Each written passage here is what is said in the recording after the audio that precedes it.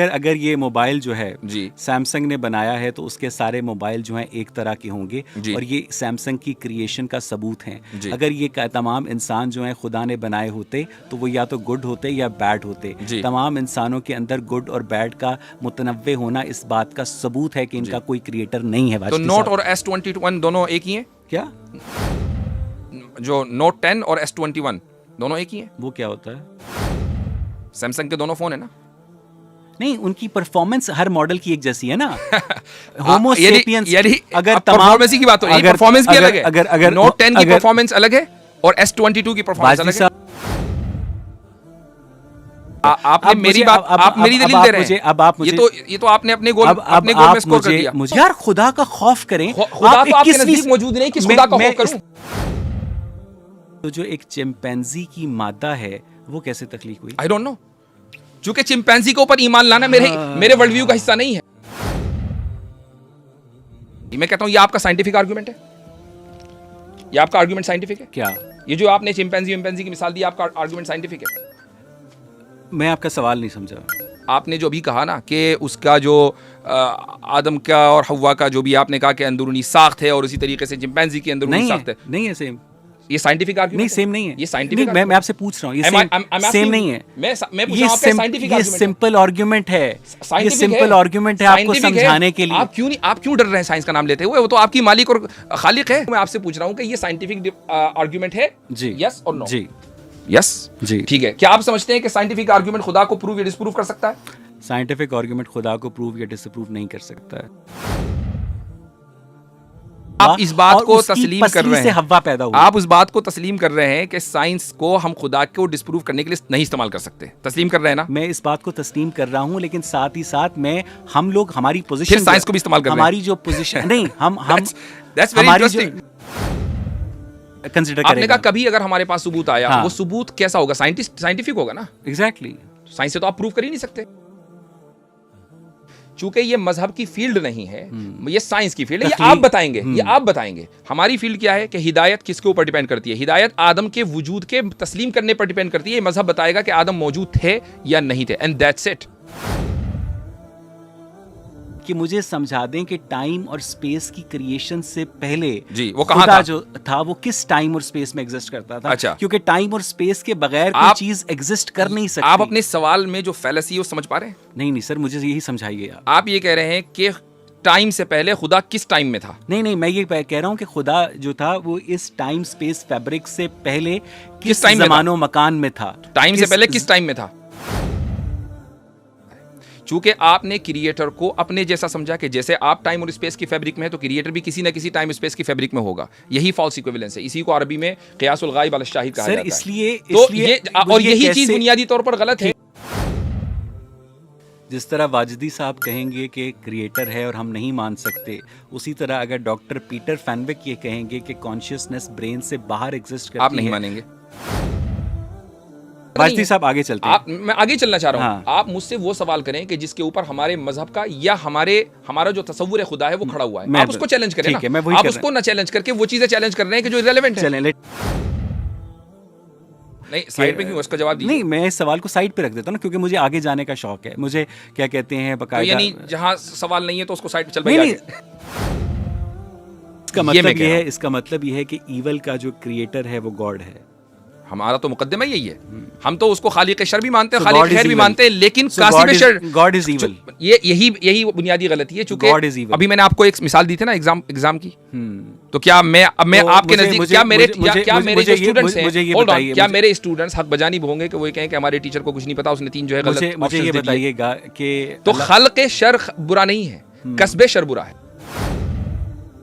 और इसीलिए मैंने आपसे पहले कह दिया था, इसीलिए मैंने आपसे कह दिया था कि आप ट्रूथ को कैसे जान पाएंगे। तो आपने ये नहीं कहा, हालांकि आपको मालूम है कि ट्रूथ जानने का आपके पास एक ही पैमाना है और वो है साइंस। आप उसको नहीं कहना चाहते थे, ठीक है। कॉमन सेंस आपकी जबान से निकल गया, तो आप कॉमन सेंस पे रहें कि आप क्या कहते हैं मजहबी एस्पेक्ट से अपनी बीवी को अपनी बहन तस्लीम करते हैं? नहीं।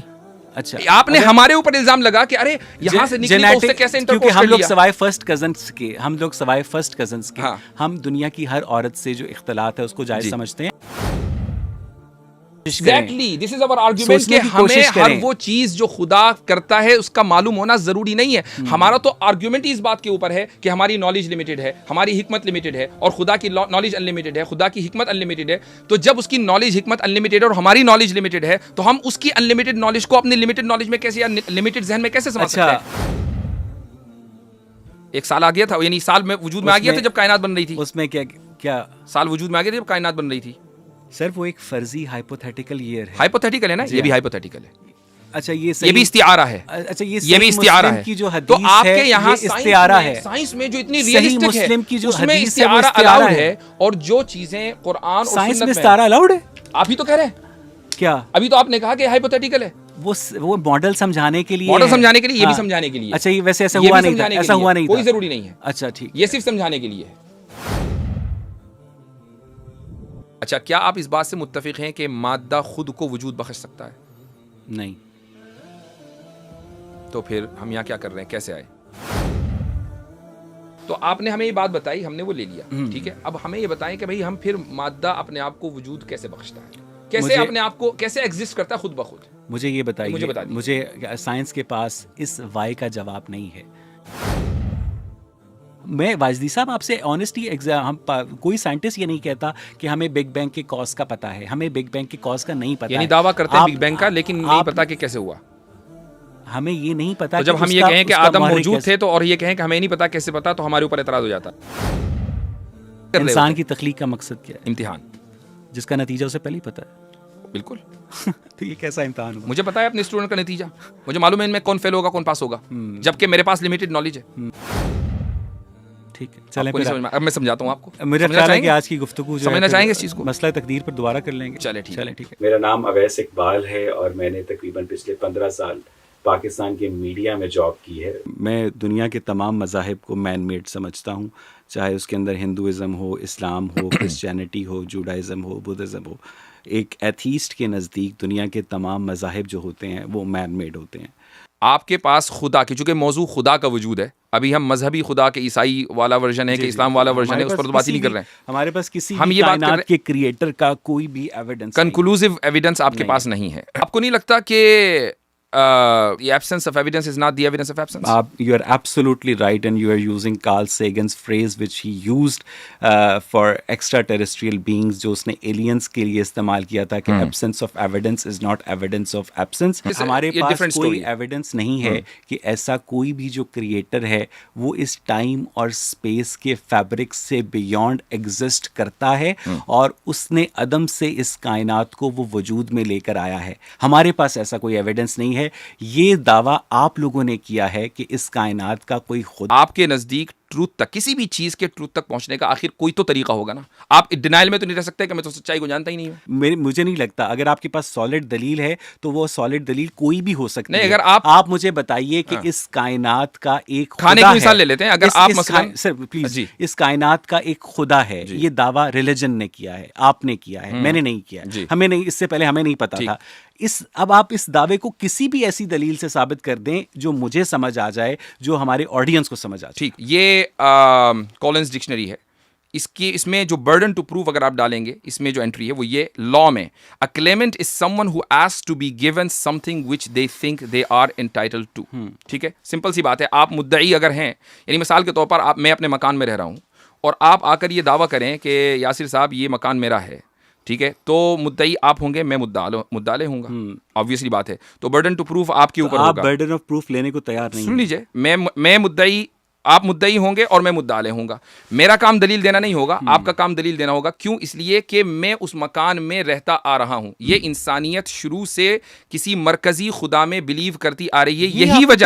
यही वजह है कि आप अगर किसी भी किताब को उठाएं फिलॉसफी की, तो उसमें जो नॉन एथिस्ट है हिस्ट्री का, वो 500-600 BCE था वो, और इसका नाम डेमोक्रेटिक है। इसके अलावा आपके पास कौन सा तरीका है पहचानने का? इसी से स्टार्ट हुई है ना, उससे पहले हमारे पास राइटिंग नहीं थी। ठीक, तो आपने कैसे पहचाना? चलिए, मैंने थोड़ी देर के लिए मान लिया कि एवोल्यूशन हुआ है। अब आपने ये उसके बाद ये मफरूजा इसीलिए मैंने गढ़ने का लफ्ज़ बोला, ये मफरूज़ा गढ़ा, चूँकि एवोल्यूशन हुआ है और इंसान जो है वो यहाँ तक पहुँचा, तो उसने शुरू में खुदा के वजूद का इदराक कर लिया होगा, ये मुमकिन नहीं है, यकीनन किसी ने उसको बताया होगा, लिहाजा जो इस्टेब्लिश और बाई डिफ़ॉल्ट इंसान की जो पोजीशन है वो एथीज़म है। ये मफरूज़ानी तौर क्या है, जबकि अगर हम एंथ्रोपोलॉजी पढ़ें, होल्ड ऑन, जबकि हम एंथ्रोपोलॉजी पढ़ें या इसी तरीके से जो इस वक्त सिविलाइजेशन है, एंशिएंट सिविलाइजेशन है, आप ग्रीक सिविलाइजेशन में चले जाएँ, आप इजिप्शियन सिविलाइजेशन में चले जाएँ, आप इंडियन सिविलाइजेशन में चले जाएँ, या उससे पहले जो टर्की में इस वक्त सबसे कदीम सिविलाइजेशन के आसार मिले, हर जगह इन तमाम जगहों पर एक मरकजी खुदा का तस्वुर पाया जाता है। हम तो न्यूट्रल पोजीशन, यही तो मैं कह रहा हूं,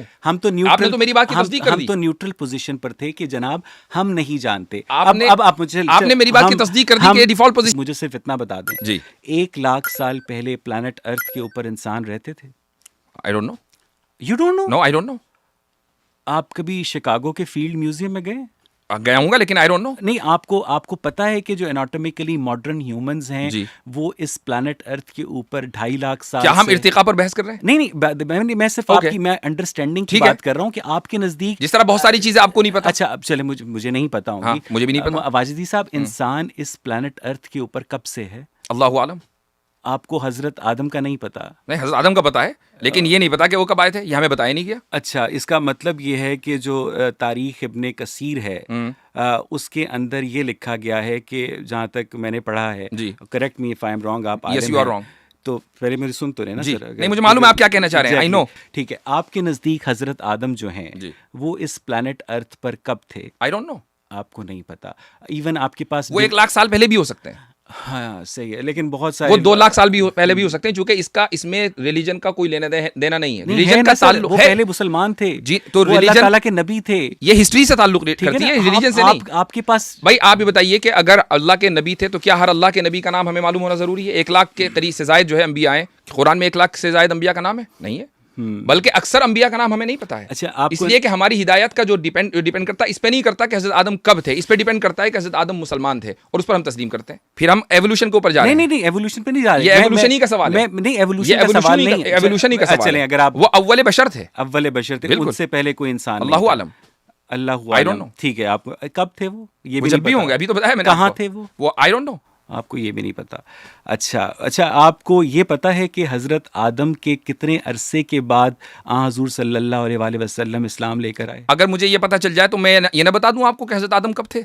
तो इसका मतलब ये है कि जो डिवाइन गाइडेंस आपके पास है, जो कुरान मजीद आपके पास जिब्राइल लेकर आया, उसने भी आपको ये नहीं बताया, इसलिए कि ये इन्फॉर्मेशन इररेलेवेंट है। वो हमारे नज़दीक रेलेवेंट है, क्योंकि आपका मौजू रिलीजन नहीं है, आपका मौजू हिस्ट्री है। ठीक है, मेरा मौजू रिलीजन है, क्योंकि रिलीजन का जो, सुन लीजिए, रिलीजन की जो बुनियाद होती है वो हिदायत है इंसान की, और हिदायत का ताल्लुक इससे नहीं है कि आदम कब थे और कब नहीं थे। अच्छा, मुझे ये बताइए कि अगर अल्लाह ताला या इस कायनात को अदम से वजूद में लेकर आए थे, तो टाइम और स्पेस को क्रिएट उन्होंने किया, उससे पहले वो टाइम और स्पेस के अंदर एग्जिस्ट ही नहीं करते थे। ठीक, तो जो चीज़ टाइम और स्पेस के फैब्रिक में एग्जिस्ट ही नहीं करती है, साइंस के नज़दीक वो एग्जिस्ट ही नहीं करती है। जो चीज़ टाइम और स्पेस अगर क्रिएटर अदम से वजूद में लेकर आया, तो वो खुद अदम में कैसे एग्जिस्ट करता था?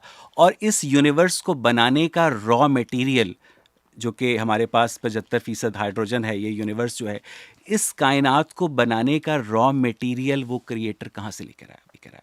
ठीक, आपने 2 सवाल किए कि वो आदम में कैसे एग्जिस्ट करता था। वो आदम उसके लिए नहीं था, वो आदम मेरे और आपके लिए था। उसका तो वजूद ही वजूद था। पॉइंट नंबर 1, अब मैं जवाब दे दूं आपको, जवाब दे दूं। नंबर 2, आपने कहा कि रॉ मटेरियल कहाँ से लेकर आया। अगर उसको रॉ मटेरियल कहीं से लाना हो तो फिर वो क्रिएटर किस काम का? क्रिएटर कहते ही उसको है जो हर चीज़ को बनाए, जो रॉ मटेरियल को भी बनाए और जो ट्रांसफॉर्म भी करे एक चीज़ से दूसरी चीज़ में। क्रिएटर वो है। अगर आप इस्लाम का या किसी भी मजहब का बुनियादी मुकद्दमा नहीं समझते तो फिर आप ये कैसे डिबेट कर सकते हैं? आप ये कह रहे हैं कि रॉ मटेरियल कैसा है? क्या रॉ मटेरियल क्रिएट नहीं हो सकता? बिल्कुल हो सकता है। अगर क्रिएटर को हम ऑल पावरफुल मान रहे हैं तो हम ये भी मान रहे हैं कि वो रॉ मटेरियल भी क्रिएट कर सकता है। बात ये नहीं है, बात ये है कि अगर आप उसको स्पेस में और टाइम में मानते हैं, मसलन कोई भी क्रिएटर है, उसको आपने स्पेसलेस नहीं माना, उसको आपने टाइमलेस नहीं माना, बल्कि उसी टाइम और स्पेस में माना जिसमें ये कायनात वजूद में आई है, तो क्या आप ये कह रहे हैं कि कायनात खुद से खुद वजूद में आ गई? वो एक अलग मसला है, वो आप टॉन्ट करते हैं, कोई मसला नहीं है। अच्छा, मुझे ये बताएं, coming back to the point, कि आपके नज़दीक टाइम और स्पेस जो है वो क्रिएट हुए हैं, जी राइट सर? जी हाँ टाइम और स्पेस एक क्रिएटर ने क्रिएट जी। किए हैं, और वो टाइम और स्पेस का जो क्रिएटर है वो उससे पहले जिस अदम में था वो मेरे वो आदम में नहीं था, यही तो आपका सवाल गलत है। यही तो मैं कह रहा हूँ ना जी। सर, कि मुझे समझा दें कि टाइम और स्पेस की क्रिएशन से पहले जी वो कहाँ खुदा था? जो था वो किस टाइम और स्पेस में एग्जिस्ट करता था? अच्छा। क्योंकि टाइम और स्पेस के बगैर कोई आप- चीज एग्जिस्ट कर नहीं सकती। आप अपने सवाल में जो फैलेसी है वो समझ पा रहे हैं? नहीं सर, मुझे यही समझाइए आप। आप ये कह रहे हैं कि टाइम से पहले खुदा किस टाइम में था? नहीं, मैं ये कह रहा हूँ कि खुदा जो था वो इस टाइम स्पेस फैब्रिक से पहले किस टाइम में था? ज़मानो मकान में था? टाइम से पहले किस टाइम में था? इसका जवाब मैं आपको एक मिसाल से देता हूँ। हालांकि आपके सवाल के अंदर जो फैलेसी है मैं आपको ऑलरेडी बता चुका हूँ। मान लीजिए मैं इस कंप्यूटर का बनाने वाला हूँ, तो क्या मैं इस कंप्यूटर के अंदर रहूंगा या बाहर रहूंगा? सर असल में ये जो कंप्यूटर है ना, जी। ये टाइम और स्पेस फैब्रिक के अंदर जी एग्जिस्ट करता है। लेकिन इसके बावजूद, तो और मैं भी आपने- करता हूँ, आपने और मैं भी करता हूँ, बड़ी मासूम वाली मिसाल नहीं, मैं भी ये करता हूँ। बहुत आप मासूम जैसे- मिसाल है सर। ये मासूम लोगों को समझाने के लिए है भाई। अब आप ये सर, देखिए, हम बहुत ही मासूम हैं। सुन लीजिए, देखिए आप मुझे बोलने नहीं दे रहे, मैं अपनी बात मुकम्मल कर लूँ कि जब हम दोनों टाइम और स्पेस के अंदर एग्जिस्ट करते हैं उसके फैब्रिक में, और मैं इस चीज को बनाने के बावजूद इसके बाहर हूं, तो जो इस पूरे फैब्रिक को बनाने वाला है उस फैब्रिक में कैसे होगा? चूंकि आपने क्रिएटर को अपने जैसा समझा कि जैसे आप टाइम और स्पेस की फैब्रिक में है तो क्रिएटर भी किसी ना किसी टाइम स्पेस की फैब्रिक में होगा। यही फॉल्स इक्विवेलेंस है, इसी को अरबी में क़ियासुल गाइब अल शाहिद कहा जाता है। इसलिए तो ये और यही चीज बुनियादी तौर पर गलत है। टाइम और स्पेस क्रिएट किए गए हैं जी। उससे पहले आप ये कह रहे हैं कि खुदा भी किसी टाइम और स्पेस में था? नहीं, फिर वो आज भी नहीं है, वो तो लाजमान और लामकान है। यानी वो नहीं है, वो लाजमान और लामकान है। खसूसियात ना होने की होती हैं सर। ये लाजमान और लामकान है। जी नहीं, ये इसीलिए मैं कह रहा हूं कि ये जो खुसूसियात न होने की होती हैं, ये मादी चीज के न होने की खुसूसियात होती हैं। हम खुदा को मादी ही नहीं मानते। अच्छा, वो मादी नहीं है? बिल्कुल नहीं है। अगर वो मादी होता तो वो किसी न किसी ज़मान और मकान में होता। वो मादे का क्रिएटर है। क्योंकि अगर वो मादी होगा, अब मैं आपको बताता हूं क्यों नहीं है। अगर वो मादी होगा तो उसका भी कोई ना कोई क्रिएटर होगा, और अगर उसका भी वो भी मादी होगा और उसका भी कोई ना कोई क्रिएटर होगा। इसी को आप कहते हैं इन्फिनिट रिग्रेस। तो क्या आप इन्फिनिट रिग्रेस को फैलेसी नहीं मानते? जी बिल्कुल मानते। तो इसका मतलब ये है कि उसने वो किसी टाइम और स्पेस में रहता तो था। बात यही है ना कि आप उस साइंटिज्म से नहीं निकल पा रहे हैं। अच्छा, इसी को मैं साइंटिज्म कहता हूं। आप चाहे इसको तस्लीम करें या ना करें, मैं नहीं, सारी दुनिया कहती है साइंटिज्म। आप हम मुझे साइंटिज्म, हम साइंटिस्टिक बिलीव नहीं रखते हैं। साइंटिफिक हम ये थ्योरीज मान लेते हैं है ना। आप कैसे हुए? आपके अंदर शऊर नहीं है सर। तो जो शऊर है वो मादे का मजहर है। मादे- consciousness is the reflection of. आप ये कह रहे हैं कि शऊर और ब्रेन दोनों एक चीज है? फिजिकल नहीं, एक चीज नहीं है। ओके, क्या है वो? ब्रेन एक शऊर क्या चीज है? एक फिजिकल चीज है, और ब्रेन के अंदर जो इलेक्ट्रिकल एक्टिविटी है, जो उसकी मैनिफेस्टेशन है, वो कॉन्शियसनेस है। ठीक है सर, इधर उधर की बातें नहीं, ये इधर उधर की नहीं, बहुत इंपॉर्टेंट है। अगर हम मादे और गैर मादे की बात कर रहे हैं तो शऊर के ऊपर तो बात होगी, क्योंकि शऊर एग्जिस्ट करता है और गैर मादी है। आप मुझे बता दीजिए कि शऊर एग्जिस्ट नहीं करता। जिस तरह वाजदी साहब कहेंगे कि क्रिएटर है और हम नहीं मान सकते, उसी तरह अगर डॉक्टर पीटर फैनविक ये कहेंगे कि कॉन्शियसनेस ब्रेन से बाहर एग्जिस्ट करती आप नहीं है, मानेंगे। तो सवाल है कि जब आप ये कहेंगे कि यहां एग्जिस्ट करती है तो आपने फौरन ब्रेन या शऊर को मादी मान लिया। वो तो खुद ही कह रहे हैं वो गैर मादी है, तो आप कहां का सवाल कर ही नहीं सकते, चूंकि कहां का सवाल गैर मादी चीज के लिए नहीं किया जाता, को नहीं मानते हैं। तो फिर ये सवाल कि खुदा ने कायनात को कैसे बनाया इररेलेवेंट हो जाता है। इसलिए इररेलेवेंट नहीं होता क्योंकि अगर आप मुझे ये समझा, क्योंकि अगर खुदा ये कहे कि मैंने इस तरह बनाया कि मैंने कहा कुन और कायनात बन गई, आप ये कहेंगे मैं तो नहीं मानता, क्योंकि मुझे तो साइंटिफिक। हाँ, ये सवाल आपने गामदी से किया था, यही सवाल आपने गामदी से किया था, यही सवाल आपने गामदी साहब से किया था। अब मैं जवाब देता हूँ। गामदी साहब ने आपको जवाब नहीं दिया होगा, लेकिन मैं देता हूँ आपको जवाब कि जब हम ये कहते हैं कि खुदा ने कुन कहा, तो अब आप ये सवाल कहें कि अच्छा अरबी में कहा था या संस्कृत में कहा था। सवाल ये है कि किसी भी चीज को कहने के लिए क्या आपको ये जानना जरूरी है कि किस जबान में कहा था? मैं ये कहूं कि इमरुल कैस ने या शेक्सपियर ने या इकबाल ने ये बात कही है। अब आप फौरन ही पूछें अच्छा किस जबान में कही है? किसी न किसी जबान में कही होगी, किसी न किसी जबान में कही होगी। लेकिन हमें जब खुदा बताएगा ना, हमें जब खुदा बताएगा तो वो उस जबान में बताएगा कि जिस जबान को हम समझते होंगे, वो उस जबान में नहीं बताएगा। अब मिसाल के तौर पर कुरान में जो है पाइथन लैंग्वेज नहीं लिखी होगी, या उसके अंदर जो है कोई आईटी की लैंग्वेज नहीं लिखी होगी कि इस जबान में कहा था। कुरान में वो जबान लिखी होगी। अच्छा चले ठीक है, बिल्कुल ठीक है, समझता है। मैं आपकी ये बात, मुझे यकीन है कि गामदी साहब ने जवाब आपको नहीं दिया होगा। ये बात आर्गुमेंट के तौर पर तस्लीम करता हूं। मिसाल के तौर पर मेरा और आपके वजूद की बुनियाद ये है कि हमारा कोई ना कोई डायमेंशन हो। सारी दुनिया इसको तस्लीम करती है कि हमारा कोई लेंथ, विड्थ और डेप्थ होना चाहिए, तभी हम वजूद अपना रखेंगे। तो अगर ये बात है, ऑब्जेक्टिवली सारे इसको तस्लीम करते हैं, ये बुनियाद है हमारे वजूद की। अगर खुदा के वजूद की यही बुनियाद होती ना तो ऑब्जेक्टिवली सारे इसी को मान रहे होते, जबकि इसको नहीं मानते। बाजती साहब आगे चलते हैं। मैं आगे चलना चाह रहा हूं। हाँ। आप मुझसे वो सवाल करें कि जिसके ऊपर हमारे मजहब का या हमारा जो तसव्वुर है खुदा है वो खड़ा हुआ है, आप उसको चैलेंज करें ना। आप उसको ना चैलेंज करके वो चीजें चैलेंज कर रहे हैं कि जो इररिलेवेंट है। नहीं, साइड पे क्यों, उसका जवाब दीजिए। नहीं, मैं इस सवाल को साइड पे रख देता हूं ना, क्योंकि मुझे आगे जाने का शौक है। मुझे क्या कहते हैं तो बकायदा, यानी जहां सवाल नहीं है तो उसको साइड पे चल भाई आगे। क्या हमने खुदा के वजूद को तस्लीम कर लिया? नहीं कर लिया ना, क्योंकि नहीं किया, जब आप ठीक है। तो अब मैं आपको जब दलाइल तो दे दूं, मैंने तो अभी दलील ही नहीं, ठीक है। कोई भी दलील मेरी अभी तक के खुदा के वजूद के ताल्लुक से नहीं आई है, ठीक है। आपकी स्क्रीन के ऊपर पहली दलील है, अगर आप उधर देख लें, argument from evil and good. इसके दो प्रेमिसेस हैं। If the universe has existed by itself it would have either evil or good due to the lack of consciousness. B, the universe has evil and good both, therefore the universe has not existed by itself. Who created evil? God, of course. So God is evil? No, the creator of evil is not evil. यही तो fallacy है। The performer of evil is evil. अच्छा, Not the creator। इसलिए कि मैं इसकी मिसाल दे देता हूँ। मैं मिसाल ये दे देता हूँ कि मसलन आप मेरे स्टूडेंट हो, ये मेरे सारे स्टूडेंट बैठे हुए हैं यहाँ पर। मैं इनको जब एग्जाम देता हूँ ना, तो इस एग्जाम के अंदर अगर मैं मल्टीपल चॉइस दूँ तो 3 जो ऑप्शंस होते हैं वो रॉन्ग होते हैं और 1 सही होता है।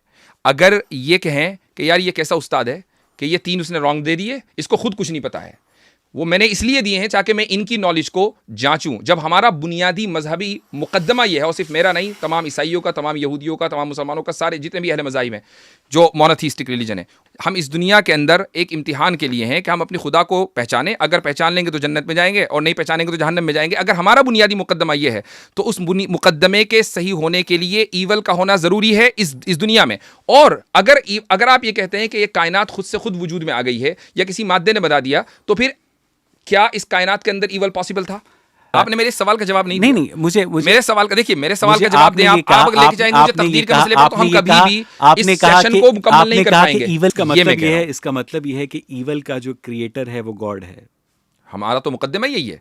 हम तो उसको खालिक शर भी मानते हैं, खालिक खैर भी मानते हैं, लेकिन कासिब शर, गॉड इज ईवल। यही बुनियादी गलती है। चूंकि अभी मैंने आपको एक मिसाल दी थी ना एग्जाम की, तो क्या मैं आपके नजदीक, क्या मेरे जो स्टूडेंट्स हैं, क्या मेरे स्टूडेंट्स हक बजानिब होंगे कि वो कहें कि हमारे टीचर को कुछ नहीं पता, उसने 3 जो है गलत। मुझे ये बताइएगा कि तो खल्क़ शर बुरा नहीं है, कस्बे शर बुरा है। अंदर जो शर करने की सलाहियत पैदा करने वाला है जी, वो शर नहीं है, ठीक है। लेकिन अगर मैं उस शर को एग्जीक्यूट कर देंगे तो वो शर है। बिल्कुल। अगर एक बंदा क्लाशनकोफ बनाता है तो वो शर नहीं है, लेकिन अगर बंदा क्लाशनकोफ से फायरिंग करता है और गलत जगह फायरिंग करता है तो शर है। और इसीलिए मैंने आपसे पहले कह दिया था, इसीलिए मैंने आपसे कह दिया था कि आप ट्रूथ को कैसे जान पाएंगे।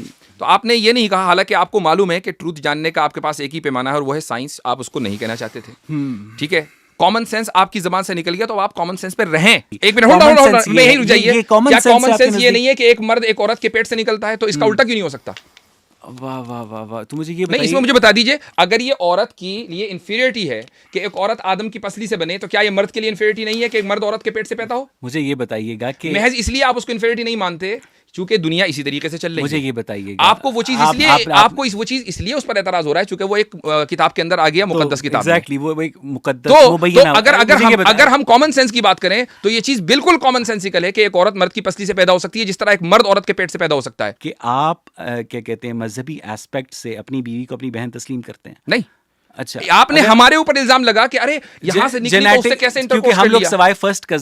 हम लोग सवाए फर्स्ट कजन्स के हम दुनिया की हर औरत से जो इख्तलात है उसको जायज समझते हैं। Exactly, this is our argument कि हमें हर वो चीज जो खुदा करता है उसका मालूम होना जरूरी नहीं है। हमारा तो आर्गुमेंट ही इस बात के ऊपर है कि हमारी नॉलेज लिमिटेड है, हमारी हिकमत लिमिटेड है, और खुदा की नॉलेज अनलिमिटेड है, खुदा की हिकमत अनलिमिटेड है। तो जब उसकी नॉलेज हिकमत अनलिमिटेड है और हमारी नॉलेज लिमिटेड है, तो हम उसकी अनलिमिटेड नॉलेज को अपनी लिमिटेड नॉलेज में कैसे या लिमिटेड जहन में कैसे समझ सकते हैं? तो जो एक चिंपैंजी की मादा है वो कैसे तख्लीक हुई? आई डोंट नो।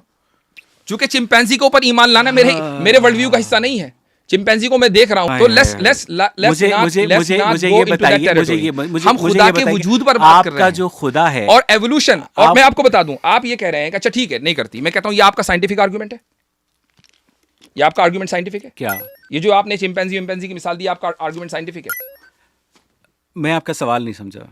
आपने जो भी कहा ना कि उसका जो आदम का और हव्वा का जो भी आपने कहा कि अंदरूनी साख्त है, और उसी तरीके से चिंपैंजी की अंदरूनी साख्त है। नहीं है सेम।